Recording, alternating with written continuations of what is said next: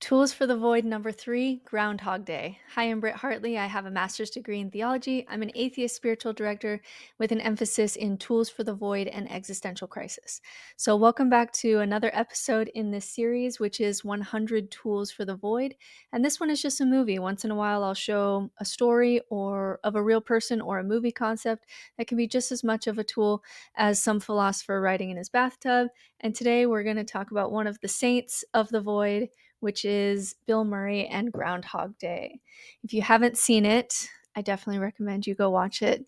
And even if you have seen it, I think you should go back and watch it because it came out in 1993 and you're probably a different person now than you were in 1993. So, this is a movie with Bill Murray starring as Phil Connors, and he's this cynical, arrogant TV weatherman who is sent to cover the annual Groundhog Day in Punxsutawney, Pennsylvania.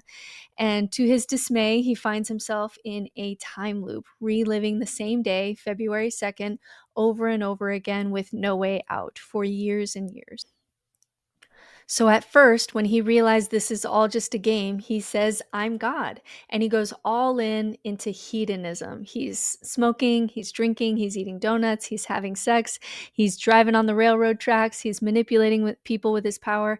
He'll go to jail at night and still wake up in the same bed as always to the same song, and it's still Groundhog Day. I'm sorry? What was that again? I'm a god. You're God. I'm a god. I'm not the god. I don't think. Because you survived a car wreck? You folks ready to order? I didn't just survive a wreck. I wasn't just blown up yesterday. I have been stabbed, shot, poisoned, frozen, hung, electrocuted, and burned. Oh, really? And every morning I wake up without a scratch on me, not a dent in the fender. I am an immortal. Special today is blueberry waffles. And after a while, that pleasure seeking begins to lose its allure.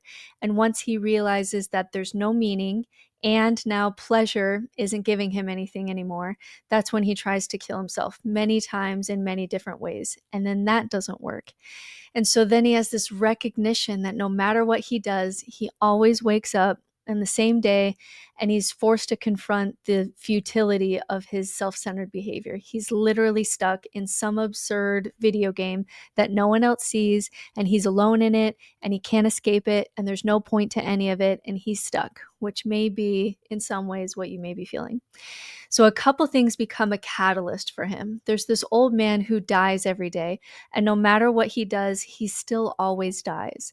So Bill Murray starts giving him a bowl of soup and a warm place to die instead of dying alone in the cold, which is a really beautiful symbolism of the fact that we can't stop people from dying, but maybe we don't have to die alone in the cold. And then Rita is the one person he couldn't manipulate, because you can't manipulate true intimacy and true love. And that starts to affect him. He starts realizing that genuine love and genuine connection can't be forced and manipulated. So her goodness inspires him to become a better version of himself, even if it still is always Groundhog Day. So the combination of his despair, the lack of meaning and pure pleasure, eventually helps him to find joy in the moment, even though every day is the same.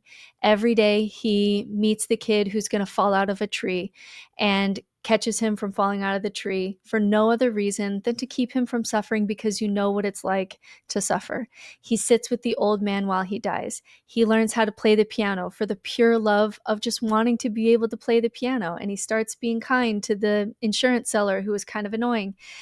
He goes back to his job, and even though it's still all meaningless, even though it's still Groundhog Day, it's different now. He starts to weave together beautiful narratives that touch people instead of just being a news anchor for his own ego. And then he starts genuinely spending time with Rita and connecting with her without trying to manipulate her. And what happens is, when he fully gives himself to this path of love and personal growth, intimacy without manipulation, kindness, decreasing the suffering that he can, enjoying hobbies, serving others, once he fully loses himself in that, time starts again. And then it's February 3rd. And it's this really beautiful lesson for life and an example of absurdism, which we'll talk about more directly later. where we're all in this Truman Show Matrix kind of reality. We don't know what's going on. Some days it feels like just like the day before, just mundane bullshit. Sometimes we feel like bringing a toaster into the bathtub like Bill Murray did, because what's the point of any of this? It's all some sick game and we're all going to die. But when we stop drowning in that pain by seeking pleasure or wishing it was different, when we actually dig in to experience itself, we find maybe not uppercase M meaning, but lowercase m meaning. The meaning of knowing someone's last moments weren't so cold. The meaning of connecting with someone because we're all scared little children hurtling through space for reasons we don't understand. The meaning of reducing suffering for no other reason than we know what it's like to suffer. The meaning of finding ways to make our job and our work a little more human and meaningful. The meaning of pumping up someone's tire and knowing that you made their whole day because you remember what it's like to have one of those days where you just need some help. The meaning of learning to play a new song on the piano for no other reason than it was fun to learn, and then sharing that gift to others so they have something to dance to. The meaning of loving someone without manipulating them and really seeing them as a unique flower in the universe that will grow and bloom and die, but it is beautiful and special because no other flower will quite look the same. And he begins to love Rita like that, just appreciating her beauty and the things that make her her. So if you feel like you're trapped in the same meaningless, mundane day because there's no point to any of this, and this is all stupid, and even things that should bring me pleasure aren't giving me pleasure in it anymore, look around. There is meaning in giving someone a bowl of soup, even though it doesn't stop them from dying. There is meaning in love and connection. There is meaning in getting better at hobbies and personal development. There is meaning in seeing what you could become in your life, even though you eventually die. What could you sculpt yourself into just to see, just for the journey of it? There's a way to be more human in your work and infuse it with more art and creativity and purpose and connection, no matter what mundane job you have. And this gives you a reason to wake up, even if you're trapped in Groundhog Day and nothing matters. So Phil eventually found a way of life that was so meaningful in the experience of it that it no longer mattered that there was no ultimate meaning for any of that. And that is the key to the void, that you become in the end grateful for the monsters in the void, grateful for going through something like Groundhog Day, because it forces you to find a way of life that is worth living in the experience of it. And that is why we have this quote from Nietzsche that says, that eventually you can throw a rose into the abyss to thank it for not swallowing us whole. And someone actually sent me a painting that they painted because I said this one time on TikTok, this quote of that one day you can actually throw a rose into the abyss to thank the monsters for not swallowing you whole. And the reason we thank eventually the void or the monsters of the void and our existential fears is because nothing else can truly force you to build a life that's worth living until everything else falls away.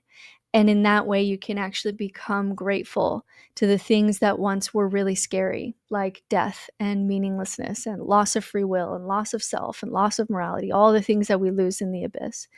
So your existential tool of the day is to go back and watch Groundhog Day. It's a beautiful visualization and story for how we can make life meaningful, even when it's ultimately meaningless. For more tools on the void, subscribe here at No Nonsense Spirituality and check out the website nononsensespirituality.com for courses, including a course on nihilism, coaching, books, and more resources.